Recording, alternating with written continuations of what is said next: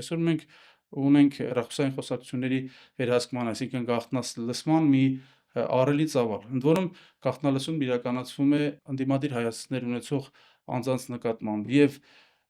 քանի որ այդ ծավալը, ինչպես արդեն նշեցի, շատ մեծ է, գաղտնալսումները որպես կանոն իրականացվում են վստահաբար, դա կարող եմ ասել, առանց դատարանների որոշումների, մինչդեռ օրենքով հստակ ամրագրված է, որ անձի անձնական կյանքի գաղտնիությանը միջամտող օպերատիվ հետախուզական միջոցառումներ պետք է իրականացվեն բացառապես դատական վերահսկողության ներքո, այսինքն դատարանների որոշումների հիման վրա, եւ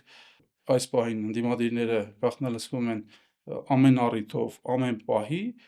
եւ եթե իշխանությունը գտնում է, որ տվյալ հեռախոսային խոսակցություններում կան որոշակի տեղեկություններ, որոնք իրենց ընկալմամբ կարող են հանցագործության հատկանիշներ պարունակել,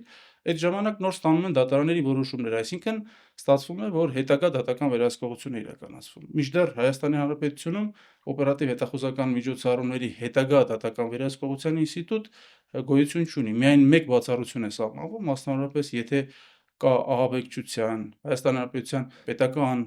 բնապահպանական անվտանգությանը սպառնացող որևէ հանցագործության անհապաղ բացահայտման խնդիր, ապա տվյալ դեպքում օպերատիվ մարմինն իրավունք ունի սկսել օպերատիվ հետախուզական միջոցառումը, սակայն 24 ժամվա ընթացքում այդ մասին ծանոթացնելով դատարանին, եւ եթե դատարանը, այսինքն շարունակելու թույլտվություն ստանալու համար, եւ եթե դատարանը տվյալ պարագայում գտնում է, որ հիմքերը բավարար չեն, ապա անհապաղ դադարեցվում է այդ օպերատիվ հետախուզական միջոցառումը եւ դրա արդյունքում ձեռք բերված բոլոր նյութերն ու տեղեկությունները ոչնչացվում են։ Հակառակ պարագայում դատարանը թույլատրում է շարունակել, բայց տեսեք, մեր իրականության մեջ իրավիճակն էսպիսին է, որ ցանկացած